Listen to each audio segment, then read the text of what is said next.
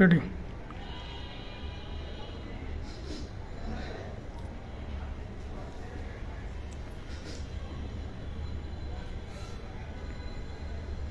একটা মানুষের জন্য কি না করছে বলেন, যে মানুষটা মরে যাচ্ছে, যার কেউ নেই পাশে, তার জন্য এত কিছু করে আমার আজকে বিভিন্ন সাংবাদিক মহলে বলতে হচ্ছে যে আমি তাকে বিয়ে করিনি। এই যে 3টা মাস যে মানে কি পরিশ্রমটা আমি করেছি, এবং বিভিন্ন হাসপাতাল বলেন, চাকরি ছেড়েছি, এবং তার জন্য যতটুকু করেছি আমি শুধুমাত্র করেছি যে এই রাসেল মিয়ার মতো যেন একটা লোক যেন তাকে আনা হয়। কিন্তু সে আমি আজকে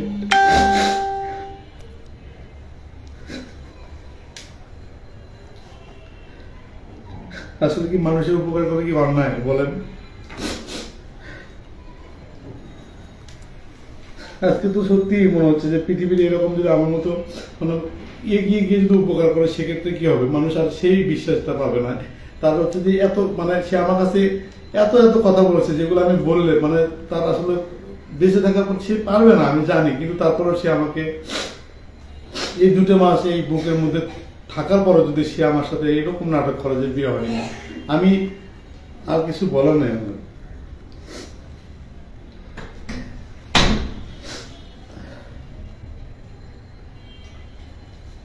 ভাই আপনাদের বিয়ে হয়েছিল কবে? আমাদের মূলত বিয়ে হয়েছে আপনার নভেম্বর 29 তারিখ। আমরা আসলে কোর্ট ম্যারেজ করেছিলাম। সেটা হচ্ছে যে আমি পার্সোনালি হচ্ছে যে আমাদের সাংবাদিক মহল থেকে সবাই জানতো যে আমাদের সাথে রাসেলের আলাদা একটা দ্বন্দ্ব ছিল। সেখান থেকে আমরা চেয়েছিলাম যে এরকম একটা বাটপার যিনি আমাদের কোনো ক্ষতি না করতে পারে, সেই জন্যই কিন্তু তার কাছে আমার যাওয়া। এবং আপনি দেখবেন যে আমি মানে আমার জীবনে একটা প্রথম কাজ ছিল, সেটা হচ্ছে যে কাজী সুবার একটা গান, সেখানে কিন্তু আমি বছর ধরে আমি গান করি, সেখান থেকে আমার পরিচয়, বন্ধু হিসেবে খুব ইয়ে করেছি। কিন্তু বিষয় হচ্ছে সে আমার নামে যে এত মিথ্যা মানে কথা বলছে, বিয়ে করিনি, আমার বাবা মাকে নিয়ে আমার পরিবারকে নিয়ে বাসায় যে আমার ভাগ্নি বাসর সাজিয়েছে, সেখানে সে আজকে আমার ওস্তাদ যে হচ্ছে যে আমার, সে আমাকে দেখে অনেক কথা বলছে যে তুমি যে বিয়ে করছো তার প্রমাণ কোথায়। আমাকে প্রমাণ করতে হবে কেন? তার যে দুঃসময় ছিল, সেই সময় যদি আমি পাশে না থাকতাম, সে তো আজকে কোথায় থাকতো, মারা যেত অবশ্যই। কিন্তু তাকে যদি আমি এটা এত উপকার করার পরে সে যদি মানে এখন এসে আমার সাথে পড়লি না, আসলে দেশে ভালোবাসা বলে কিছু থাকবে। ভাই বিয়েটা কি মূলত যে রাসেল মিয়াকে ডিভোর্স দেওয়ার পরেই হয়েছিল? রাসেল মিয়াকে ডিভোর্স দেয়নি, তার নামে মামলা টামলা ছিল। কিন্তু আমি যেহেতু বলেছে আমাকে বিয়ে করবে, আমি তাকে বলছি বিয়ে করবে কিনা। সে যখন রাজি, তখন আমরা কোর্টে গিয়ে কাজী ডেকে ডিভোর্স করাই আর কি। আমরা শুনেছিলাম যে রাসেল মিয়ার সঙ্গে আপনার একটা গ্যাঞ্জাম আর কি, এটা আসলে কি মূলত বর্ষা চৌধুরীকে বিয়ে করা নিয়ে? না, এটা হচ্ছে যে রাসেল মিয়ার অনেক আগে। কারণ হচ্ছে সে একটা সিনেমা করেছিল, সেই সিনেমার হচ্ছে যে পরিচালক ভাড়া করা ছিল এবং প্রযোজক ভাড়া করা ছিল, ওই নিউজটা আমি করেছিলাম। এবং আমার একটা গার্লফ্রেন্ড ছিল, তার সাথে একটা তার অবৈধ সম্পর্ক, ওইখান থেকে আমার একটা তারপর ক্ষোভ জন্ম। এবং আমাদের একটা সাংবাদিক মহল আছে যেখানে আমাদের সিনিয়র বড় ভাই, তার নামে জিডি করে থানায়, এবং সেখান থেকে তার প্রতি আমরা যে সে বিভিন্ন ভয় ভীতি দেখাচ্ছিলেন, সেইখান থেকে তার উপরে আমাদের একটা আলাদা একটা ক্ষোভ ছিল। সেখানে মনে হচ্ছে যে এই একটা বিপদ, সে কান্নাকাটির করে লাইভ করতো, তাকে হচ্ছে যে বিভিন্ন কোরআন শরীফ সে মিথ্যা বলানো হতো। কিন্তু এখন দেখছি যে বর্ষা নিজেই মিথ্যা কথা বলছে। আমি তো এখন সবার কাছে ফাতলা হয়ে যাচ্ছি। এই বিষয়টা কেমন হয়ে গেল না?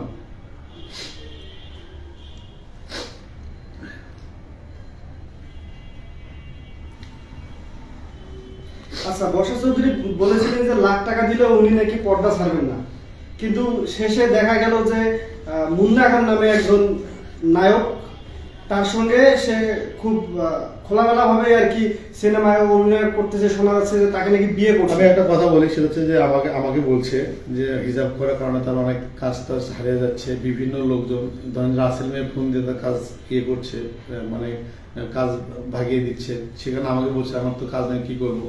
তখন আমাদের প্ল্যানিং ছিল যে একটা হিজাব ছাড়া এই মুন্না খানের সাথে একটা ফটোশুট, সবাই ভাববে যা তার যেহেতু বিয়ে একটা কাণ্ড আছে, সেখানে হয়তো বা মানুষ মনে করবে যে মুন্না খানকে বিয়ে করলো, কিন্তু তার বিনিময়ে কিন্তু মোনা খান তাকে হচ্ছে 2 ভরি স্বর্ণের একটা গিফট করছে।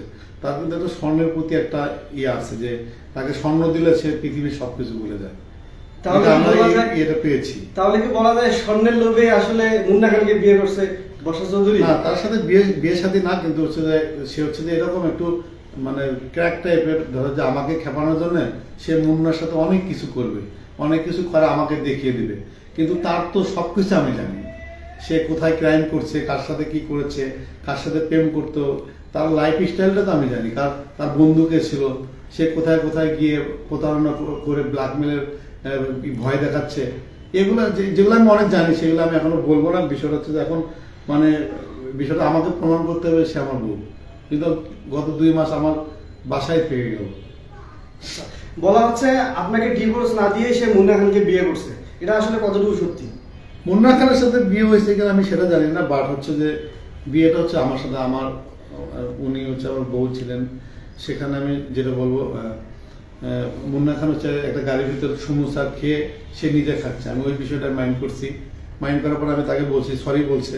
কিন্তু গত কয়েকদিন আগে হচ্ছে যে আপনার যেটা দেখেছি যে গুলশান গিয়ে সে আমাকে বিভিন্ন ঠেট পাঠিয়েছে, অথবা কোনো সাংবাদিক তাকে বুঝিয়েছে আকাশ নিবিড় কি কোনো বিষয় না, তুমি পোল্ট্রি মারো, এই জন্য হয়তো বা ও আমাকে পোল্ট্রি মারছে। কিন্তু সে আমার বউ কি না, ও যদি এরকম চ্যালেঞ্জ করতে পারে তাহলে বলবো যে তুই কোরআন শরীফ সে লাইভ আয়, তুই সে বলবি যে আকাশ নিবিড় আমার বিয়ে করিনি, আকাশ নিবিড় জামাই না, আমি সব মাফ করে দেবো, সব, আমার কোনো দুঃখ নেই, কিন্তু বলতে হবে এটা তার কাছে আমার দাবি। আচ্ছা, শোনা যাচ্ছে পরিমণির জন্যই নাকি আপনাদের বিচ্ছেদ হয়েছে, এ টাইপের কিছু? সেটা হচ্ছে আমি যেটা বলবো সেটা হচ্ছে যে আমি গত কয়েকদিন আগে আপনার হচ্ছে হিরো আলমের যে এক্স ওয়াইফ, ওর জন্মদিন ছিল, ওই জন্মদিনে আমি গিয়েছিলাম, গিয়ে হচ্ছে তার সাথে নাচানাচি করি। সেখানে আমার উপর রাগ করে 31st নাইটে পরীর বাসায় বর্ষা চৌধুরী হচ্ছে যে মদ খেয়ে অনেক বমি করে গাড়িতে, পরীর বাসায় করে তাকে বলছে যে ওগুলো সব ভুলে যা। কিন্তু তখন পরী জানতো না যে বর্ষা আমার বউ, সে জানতো যে রাসেল মিয়া হচ্ছে তার স্বামী। সেখানে পরী বলছিল যে আমাকে, সে বলতেছিল যে আমরা প্ল্যানিং করতেছি যে তাকে টোপ দিয়ে ডেকে নিয়ে এসে তাকে হচ্ছে মারবে রাসেল মিয়াকে, সেটা আমার কাছে বলছে। সেটা বলার পরে আমি বললাম যে যেহেতু রাসেল মিয়া আমার খুব ছিল, ঠিক আছে করুন। কিন্তু তারপরে আমাকে গত কয়েকদিন আগে বলছে যে পরী তো তোকে দেখতে পারে না, আমরা তো তুই সম্ভব, যেহেতু বন্ধুটাই আমরা বিয়ে প্রকাশ করিনি, 2 বছর পরে কথা ছিল, সেখানে আমাকে বলছে পরী তো তোকে দেখতে পারে না। আমার কাছে মনে হচ্ছে যে গাড়িতে যেহেতু সে আমাকে গালাগালি করে, আমি গাড়ির শব্দ পাচ্ছিলাম, আমার মনে হয় গাড়িতে পরিমণি ছিল না। তো এত সাহস বর্ষা চৌধুরীর নাই, কারণ বর্ষা চৌধুরী আমার কাছে এখনো ধরা, আমার অনেক বিষয় আমি জানি যেগুলো আমি এখন বলবো না, যাকে বললে কাজ হবে তাকে আমি অলরেডি বলে দিচ্ছি। আচ্ছা, পরিমণি কি তাকে বুদ্ধি দিয়ে আপনার সঙ্গে আলাদা করার চেষ্টা করতেছে, এমন কিছু কি? আমি যেটা বলবো যে হতে পারে, কারণ হচ্ছে বাংলাদেশের পরিমণির একমাত্র সূত্র আমি, কারণ হচ্ছে যে পরীর সাথে আমার আসিফ ভাইয়ের বেশি মারামারি পর্যন্ত হয়েছে, এবং বিভিন্ন যে জেল বলেন, তারপর হচ্ছে বিভিন্ন তার যে হ্যারাসমেন্ট, সেখানে হয়তো বা আমাকে ইয়ে করে রাখছে। কিন্তু পরিমণির একমাত্র শত্রু আমি, এটা আমি হচ্ছে 100% শিওর। আর পরিমণির সাপোর্টে হয়তো সে আমাকে এই সাহসটা বলে, কিন্তু এতে করে ক্ষতিটা আসলে বর্ষা চৌধুরীর হচ্ছে, কারণ হচ্ছে যে আমি কিন্তু ছেড়ে দেওয়ার ছেলে না। আচ্ছা, আমি আন্তরিকভাবে দুঃখিত এই প্রশ্নটি করার জন্য, কিন্তু আপনাদের এই ঘটনা সামনে আসার পর বর্ষা চৌধুরী একটি বিনোদন পেজে সে কল রেকর্ডের মাধ্যমে সাক্ষাৎকার দিয়েছেন। সেখানে সে উল্লেখ করেছেন যে পরিমণি আর আপনার দ্বন্দ্বটা, আর সেখানে তিনি এটাও বলেছেন পরিমণি নাকি আপনাকে এক প্রকার গায়ে হাত দিছিল। এটা আসলে এটা সত্য। কারণ হচ্ছে যে আমি তখন হচ্ছে যে প্রথম সাংবাদিকতা আসি, তখন আমি ইনক্লাবে কন্ট্রিবিউট করি। ওখানে হচ্ছে যে আমি একটা ধরেন যে এই যে ঘরে হচ্ছে, এই ঘরে গিয়ে মাঝখানে আবার হচ্ছে একটা ওয়াশরুম আছে, তখন হচ্ছে নিক্সন চৌধুরীর সাথে পরির হচ্ছে প্রেম, মানে প্রেম তুমুল। আর নিক্সন চৌধুরী অনেক ভয়ঙ্কর সন্ত্রাসী ছিল, আমরা তাকে ভয় পেতাম। ওইখান থেকে আসলে ও এসে হুট করে আমার বসে আকাশ নিবিড় গোপন ভিডিও করছে, এই কথা বলে আমাকে 20 থেকে 25 জন সাংবাদিক সামনে তোর থাপ্পড় দিয়ে দিচ্ছে একটা। তখন থেকেই আমার আসলে মানে পুরো কেরিয়ারটা একদম নড়ল। এবং বর্ষা চৌধুরী অকপটে সে বলেছেন যে আপনি নাকি বর্ষার টাকায় চলেন মিডিয়া ইন্ডাস্ট্রিতে। সেটা হচ্ছে যে আমার সামনে কিন্তু আমার বন্ধু আছে, ও আমাকে চেনে, আমার বেস্ট ফ্রেন্ড। দুদিন আগেও কিন্তু তার পেজ হারিয়ে যাবে, রিস্ট্রিক্টেড খাবে, তার সাথেও কিন্তু কথা বলেছে সুজনের সঙ্গে। সে কিন্তু জানে আমরা কিন্তু কোনোদিন কারোর সাথে টাকার বিনিময়ে কাজ করি না। কিন্তু হ্যাঁ, ও যেহেতু মুন্নার থেকে 2 ভরি স্বর্ণ নিয়ে করছে, আর আমি যে এত প্ল্যানিং দিলাম, আমি বলছি যে আমি বললাম তাকে বরাবর, সে বলছে যে তোমার জ্বালায় আমার থেকে নিবে। আমার হচ্ছে গতকাল 5,000 টাকা দরকার ছিল, আমি বললাম যে তুই আমাকে 5,000 টাকা নিয়ে দেওয়ার ব্যবস্থা কর। সেটা অন্যভাবে সে এখন ইয়ে করছে, কিন্তু আকাশ টিভি যার থেকে নেয় সে জানে যে খাত থেকে নিতে হবে। কারণ হচ্ছে যে বিভিন্ন লোকের কাছে 3x রেখে ব্ল্যাকমেল করার লোক আমি না, আমি ডাইরেক্ট বলি আমার লাগবে, দিতে হবে। আচ্ছা, আপনাদের কিছু কথনের স্ক্রিনশট ভাইরাল হয়েছে, সেখানে বর্ষা চৌধুরী বলেছেন তিনি সুইসাইড করবেন। আমি এটা বলবো, সেটা হচ্ছে আমাকে বলতেছে যে পোস্ট ডিলিট করা। আমি যখন গড মেরিট দিছি, যেমন গালাগালি করছিল, গড মেরিট দেওয়ার পরে সে মূলত আমাকে পায়ে হাত ধরছে এবং আমাকে রাত 2টায় বলছে তুই আমার বাসায় আয়, আমি লাইভে না হলে সুইসাইড করবো। আমাকে রাত 2:06 ফোন দেয় লাইভে, আমাকে বলে যে তুই দেখ আমি সুইসাইড করতেছি। পরে আমি ভয়ে ফোন বন্ধ করে ঘুমিয়ে গেছি। কারণ হচ্ছে যে আমার কাছে অন্য আরেকজন ফোন দিয়েছিল, টিভি অভিনেত্রী, বলছে যে বর্ষা যদি এত বাটপার, ওর জীবনও সুইসাইড করবে না, এত টেনশন করেন না। ওই অভিনেত্রীর সাথে আমার ভোর 5টা পর্যন্ত কথা হয়েছে, বলছে যে সে কখনোই সুইসাইড করবে না, বরং আপনাকে উল্টে ফাঁসানোর চেষ্টা করবে, আপনি বি কেয়ারফুল। আমি সেখান থেকেই আমি ডিসিশন নিয়েছি যে আসলে যে তার আসলে একটা শাস্তি হওয়া দরকার, যে এই যে আমি তার উপকার করতে গিয়ে সে আমাকে একটা আমাকে উল্টা ফাঁসানোর চেষ্টা করছে। আমি তো আসলে সেই ধরনের না। আমি সাংবাদিকতা যেটা করে আমি জানি যে সবসময় সত্য বলার চেষ্টা করি এবং সত্যটাই লেখার চেষ্টা করি। সেদিক থেকে আমাকে কিন্তু কম বেশি সবাই চেনে। আমি খুব জাদরেল, যেটাকে বলে জাদরেল সাংবাদিক। সেখান থেকে আমি আসলে আমার যতটুকু চেষ্টা, আমি প্রমাণ করবো যে সে আমার বউ, এতটুকু প্রমাণ করার জন্য আমি না। আর সে যদি লাইভে আসে, লাইভে এসে যদি বলে যে আমি তার জামাই, আমি মাফ করে দেবো, কিন্তু ওকে বলতে হবে তার সাথে আমার বিয়ে হয়েছে, না হলে আমি ওকে জীবনে মাফ করবো। আচ্ছা, আপনার কথা থেকে যতটুকু বুঝলাম, আসলে বর্ষা চৌধুরী উনি হচ্ছেন একজন লোভী মানুষ, যার স্বর্ণের লোভ আছে। সেক্ষেত্রে মুন্না খান, যিনি বর্তমান গুঞ্জন চলছে যে ওনার স্বামী, তো অন্য কেউ যদি তাকে স্বর্ণের অফার করে, ঠিক আছে, সে কি তার কাছে চলে যাবে? আমার কাছে মনে হচ্ছে যে ওর হচ্ছে মূলত ইনফ্লুয়েন্সার, যেটাকে ব্র্যান্ড প্রমোটার বলে। ও হচ্ছে 10,000 টাকা আপনি ফোন দিবেন, লাইভ করে দিয়ে যেতে হবে, বাসায় এসে লাইভ করে দেবে। ওর হচ্ছে যে 10,000 টাকা দিয়ে, ধরেন যে মাসে যে টাকা আসে, এটা দিয়েই মূলত সংসার চলে। কারণ হচ্ছে যে ওর যে আরেকটা বিষয় দেখবেন যে হিজাব খোলার বিষয়ে প্ল্যানিং ছিল। এই প্ল্যানিংটা আমরা 3 জন মিলে করেছি, যে আমরা হিজাব খুলে ক্যামেরা সে আসবে এবং মানুষ মনে করবে যে মুন্না খানই হচ্ছে তার জামাই। কিন্তু এতটা বেশি দেখাইছে, তখন আসলে আমি প্রোটেক্ট করতে বাধ্য হয়েছি। আসলে মুন্না খান জামাই না, জামাইটা ছিলাম আমি। আচ্ছা, আপনি স্বামী হিসেবে স্বীকৃতি চান। আমরা লাস্ট আপনার সোশ্যাল মিডিয়া পোস্ট থেকে জানতে পেরেছি আপনি এখনো স্বামী হিসেবে স্বীকৃতি চান। তো এখন যদি আপনার কাছে আসে, তো আপনি কি তাকে মেনে নেবেন? 100%। কেন নেব না? আমি তো তাকে ভালোবাসি। আমি তার কঠিন বিপদে ছিলাম। সে হয়তো পাগলামি করছে, আমাকে দেখানোর জন্য অনেক চেষ্টা করছে, কিন্তু সে তো আমাকে ভালোবাসে। এই বুকের উপরে 2 মাস ঘুমিয়েছে আমার বাসায়, যখন ট্রমাটাইজ ছিলেন যে মরে যাচ্ছে, পাগল, অনেক কিছু যখন হয়েছে, তখন কিন্তু আমি তাকে মানসিক সাপোর্ট, তাকে তারপর যদি খাওয়া দাওয়া, আমার মা রান্না করে তাকে খাওয়াইছে। এগুলো ভুলে গেলে হবে না। কারণ হচ্ছে এই দেশটা যত কিছু হোক, আমরা কিন্তু একটা ভালো একটা জায়গায় অন করি, যেখানে আপনার হচ্ছে যে আমাদের উপর দিয়ে ডেঙে যেতে হবে। তাকে যদি এই শহরে থাকতে হয়, আমাদের উপরে কিন্তু তাকে হচ্ছে যে বেশ করে দেবে। ও যদি ভাবে যে ওর বাবা ভাই অনেকে আছে, হবে না। কারণ আমি আকাশ টিভি তা কোনোদিন হতে দেব, কারণ আমিও জানি তাকে কিভাবে ধরতে হবে। তাকে যদি উপকার করতে পারি, তার ক্ষতি আমি করতে পারবো, আমি জানি। আচ্ছা, আমরা শুনেছি উনি শুধুমাত্র রাসেল মিয়া বা আপনি নন, ওনার আগেও কয়েকজন স্বামী ছিলেন। তো সেদিক থেকে আসলে আপনি কত নম্বর স্বামী? আমি যেটা জেনেছি যে জানার বাবা ছিল 1 নম্বর, জায়নার বাবা ছিল 2 নম্বর, আর একটা তালিম খাসের লোক বলেছে সৌদি আরবের এক প্রবাসী, সে একটা জামা ছিল। তারপরে রাসেল মিয়া 4, আমি হচ্ছে 5 নম্বর। আচ্ছা, এর আগে কি সবার সঙ্গে তার ডিভোর্স হয়েছে? হ্যাঁ, সবার সাথে ডিভোর্স হয়েছে। সবার সঙ্গে ডিভোর্স হওয়ার পর আপনার সঙ্গে বিয়ে হয়েছে? আমার কাছে মনে হচ্ছে যে তার হচ্ছে যে আমার কাছে এখন মানে যেটা মনে হলো যে আজকে আমার ওস্তাদ যাকে ফোন দিয়েছেন, নামটা না বলি, সেখানে বলছে যে তাকে বলেন যে আমি তাকে বিয়ে করে নিয়ে প্রুফ দেখাই। প্রুফ আমি কি দেখাবো? বর্ষা চৌধুরী আমার সামনে এসে বলতে পারবে সে আমাকে বিয়ে করেনি। আর দ্বিতীয়ত আজকে তার কথার মধ্যে আমার কাছে মনে হচ্ছে যে সে হচ্ছে এক ধরনের মাইন্ড গেম খেলে। মাইন্ড গেম হলে হয় কি যে আপনি তাকে অনেক বেশি ভালোবাসবেন, আপনার টাকা হাতিয়ে নেওয়ার চেষ্টা করবে, এবং টাকা হাতিয়ে যদি আমার কাছে টাকা না পায় সেক্ষেত্রে হবে কি আপনাকে হচ্ছে মানসিকভাবে যন্ত্রণা দিয়ে আপনি তাকে ছেড়ে যাবেন।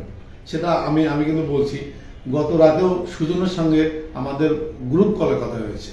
কারণ আমাকে বলছে আমার টাকা পয়সা নাই, আমার খুব অভাব, আমি চলতে পারছি না, আমার পেজটা যদি চলে যায় আমার প্লিজ হেল্প কর। এবং চায়না মার্ট নামের হচ্ছে যে একটা ব্র্যান্ড প্রমোটার হিসেবে কাজ করতে, সে আমাকে বলছে যে তার পেজ টেস্ট খেয়ে দিতে হবে। এই যে তার ভিতরে যে আক্রোশটা, আমার কাছে মনে হচ্ছে যে দিস নট ফেয়ার বর্ষা চৌধুরী। আচ্ছা,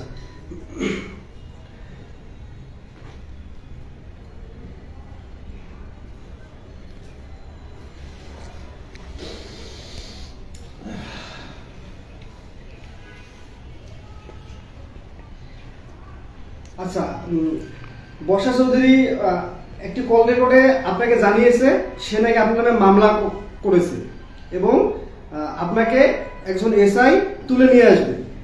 আসলে এটা কতটুকু সত্যি? আমি একটু বলবো, সেটা হচ্ছে যে উনি তো আসলে আওয়ামী লীগের এক নেত্রী ছিল, সেই হিসেবে রাসেল মিয়া তার নামে একটা হত্যা মামলা করেছে শেখ হাসিনা। সেখানে ওইখানে কিন্তু আমার নামও দিয়েছে, শুধু তার হেল্প করছে বিধায়। সেখানে ওই এর সাথে কথা বলে আমি তাকে যেন গ্রেপ্তার না করে, মাঝখানে কিন্তু একটা সারাশি অভিযান ছিল 16 তারিখ থেকে ডিসেম্বর অথবা জানুয়ারি, এটা যেহেতু জানুয়ারি ডিসেম্বরের 16 তারিখ থেকে, সেখানে কিন্তু আমি চেষ্টা করেছি যে তাকে জানি গ্রেপ্তার না করে এবং তার কাজে জানি বেকার না করে, এবং তার প্রতিটা লাইভের পাশাপাশি দাঁড়িয়ে দেখেছি যে যদি তাকে পুলিশ গ্রেপ্তার করে অন্তত ওখান থেকে সেভ করার জন্য। কিন্তু তারপরেও সে কিন্তু আমাকে ওই মামলার ভয় দেখাচ্ছে। আমি এই জন্য খুব কষ্ট পেয়েছি যে মানুষ যার জন্য মামলা খেলাম সেই মামলা আমাকে ধরে দেওয়ার বড় কথা বলছে। এখন আমাকে পা ধরছে, হাত ধরছে, বলছে যে আমাকে মাফ কর, ক্ষমা কর, পরে ডিলেট কর।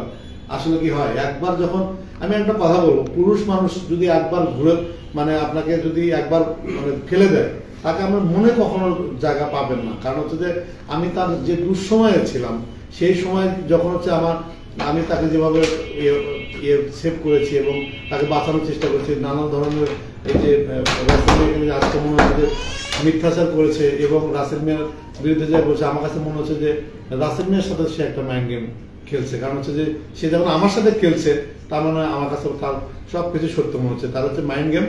নেক্সট কে কার সাথে হয়তো বা মাইন্ড গেম খেলতে পারে সেটাও কিন্তু আমাকে জানিয়েছে। আমি তার সাথে কথা বলেছি, ঠিক আছে, তিনি প্রশাসনিক এক লোক, কিন্তু আমার কথা হচ্ছে আমি তাকে কিচ্ছু বলবো না। নেক্সট যাকে হচ্ছে যে সে টার্গেট করবে, আমার চেষ্টা থাকবে তাকে খাওয়া দেওয়ার। যদি আমার সে ধরনের ক্ষমতা আছে কিভাবে খাইতে হয় কাকে, আমার কাছে মনে হয় যে সে নেক্সট যাকে প্ল্যান করবে আমরা আসলে তাকে দেবো। কারণ তাকে কিছু বড় অপশন থাকে না, কারণ হচ্ছে সে আমার সাথে প্রতারণা করেছে। আমি মানে আমার ওই জায়গাতে থেকে সে বের হয়ে গেছে। আমার কাছে মনে হয় যে ওর একটা চরম শিক্ষা দেওয়া দরকার। আমি চেষ্টা করবো আজ থেকে 1 বছর হোক, 2 বছর হোক, 5 বছর হোক, যতদিন আমি বেঁচে আছি আমি ওকে একটা শিক্ষা দিবই এবং মানুষের কাছে প্রমাণ করবো যে সে একটা বাটপার। আচ্ছা, পরিমণের উদ্দেশ্যে আপনার কি বলার? শুধু পরিমণে আমি একটা কথা বলবো, সেটা হচ্ছে যে এই মেয়েকে আপনি সাপোর্ট দিন, আপনার ক্ষতি করবে এবং লাইব্রেরি দেবেন, আপনার নামে দুর্ঘটনা করছে। আপনার সাথে কিন্তু আমার ইয়ে না, আমি কিন্তু এখনো বলছি আপনার সাথে যত আমার ইয়ে হোক, আমি একটা বাইক চালাই, বাইকে কিন্তু আপনার একটা ইনভেস্ট আছে। আমি সবাইকে বলি যে, তারপর আমাকে বুকে জড়িয়ে নিচ্ছে এবং তার যে বন্ধু খুব কাছে, সে আমাকে বলছে পরিমণের মন খুব ভালো, কিন্তু তাকে যদি সাপোর্ট দেয় সেক্ষেত্রে তার আরো বলছে, পূজার নাম বলছে, কাদেরী নামে একজন আছে, অপবিশ্বাস আছে। আমি যদি মনে হয় যে এই লোকগুলো তাকে সাপোর্ট দেয়, আমি তাদের ক্ষতি করবো। আর তাদের ক্ষতি করার মতো এভিডেন্স আমার কাছে যথেষ্ট আছে। যদি এই লোকগুলো তাকে সাপোর্ট দেয়, আমি তাকে কিচ্ছু বলবো না, আমি সরাসরি তার ক্ষতি করবো। আমি তাদেরকে চ্যালেঞ্জ করতেছি। আচ্ছা, তো আপনি তো বর্ষা চৌধুরীকে বিয়ে করছেন, তো আপনার ব্যক্তিগত যদি কিছু মুহূর্তের কথা শেয়ার করতেন। ব্যক্তিগত মুহূর্ত হচ্ছে সে রাতের বেলা হঠাৎ করে বলতো যে চানাচুর খাবে, লুচি চানাচুর, যেটা 8 কেজির প্যাকেট। তারপর টক দই তার পছন্দ। তারপর হচ্ছে যে হঠাৎ করে বলছে রসমালাই খাবে। তারপর হচ্ছে বলছে যে মিষ্টি খাবে। আমার মা ছিল 4টার সময় উঠে ভাত রান্না করে তাকে খাওয়াচ্ছে, আমরা তাকে খুব টেক কেয়ার করছি। সে বোঝাতো যে সে অনেক বড় লোকের মেয়ে, কিন্তু আমার কাছে মনে হচ্ছে যে আমার কাছে মনে হচ্ছে যে না, এগুলো ভুয়া, মিথ্যা। এগুলো জাস্ট আমাকে আমার থেকে টাকা হাতিয়ে নেওয়ার চেষ্টা করেছে, যদি আমি করিনি। তারপর আমার 3 লাখ টাকার মতো খরচ হয়েছে। আমার কাছে মনে হচ্ছে যে সে আমার কাছে পায়নি, কারণ পাচ্ছে না তখনই আসলে এই ধরনের প্রভাকাণ্ড ছড়িয়ে সে আমাকে একটা মিথ্যা বাহানা দিয়ে যাওয়ার চেষ্টা করেছে। কিন্তু আমি আবারও বলছি, এখনো বলছি, তাকে পূজাচেরি, কাদেরী, অপু বিশ্বাস আর যদি পরিমণি তাকে সাপোর্ট দেয়, আমি সরাসরি তাদের বিরুদ্ধে আমি অ্যাকশনে যেতে বাধ্য হবো। আচ্ছা, যেহেতু পূজাচেরির কথা বললেন, আমরা এও শুনলাম যে পূজাচেরির সঙ্গে আপনার যেমনটা হচ্ছে পরিমণির সঙ্গে ঝামেলা হয়েছিল, ঠিক তেমনটা নাকি পূজাচেরির সঙ্গে হয়েছিল কোন একটা ঝামেলা। কি হয়েছিল? আমি শুধু এতটুকু বলবো, সেটা হচ্ছে যে পূজাচেরি হচ্ছে যে পূজাচেরি, কাদেরী আর হচ্ছে বর্ষা চৌধুরী, আর হচ্ছে একটা গ্রুপ আছে, এদের কল আসে। যখন হচ্ছে বর্ষা চৌধুরী আমার বুকের মধ্যে মাথা দিয়ে ঘুমায়, তখন কিন্তু দেখা যাচ্ছে পূজাচেরি তাকে ফোন দিচ্ছে তার চুল লাগবে। তখনও কিন্তু বর্ষা চৌধুরী আমার বুকের উপরে ঘুমায়, আমার কোনো চুপ, কথা বলা যাবে না, আমি বলি না। তাকে আমি অনেক বাঁচানোর চেষ্টা করছি। এরা হচ্ছে যে একটা সিন্ডিকেট, এদের কাজ কি আমি জানি, এবং পূজার বিষয়ে অনেক তথ্য আছে, কারণ আমি জানি। এগুলো আমি এখন বলবো না, আমি দেখবো যে ওর সাথে মিশে কেন। ওর সাথে মিশলে আমি পূজাচেরির নিউজ করতে বাধ্য হব।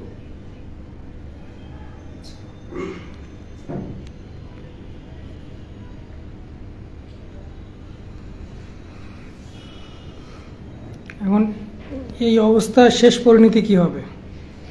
আমার কাছে যদি মনে হয় সেটা হচ্ছে যে ও লাইভে আসবে। লাইভে এসে ও যেহেতু রাসেল মেঘে কোরআন শরীফের একটা দিছে, আমার কাছে ওটা মানে বিশ্বাসযোগ্য হচ্ছে না।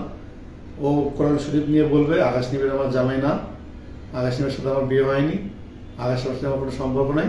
কোরআন শরীফের সে বলবে আমার তার প্রতি কোনো অভিযোগ নেই, আমি তাকে মাফ করে দেব। কিন্তু সে যদি এটা না করে, আমি যতদিন বেঁচে আছি আমি আমি প্রমাণ করবো যে বর্ষা চৌধুরী আমার সাথে বিয়ে হয়েছিল এবং তিনি আমার বউ। এটা আর কোনো কিছু না। আর আমি তাকে কখনোই নেব না, আমি হচ্ছে তাকে মুক্ত করে দিছি। ভালো থাকবো, ভালোবাসা।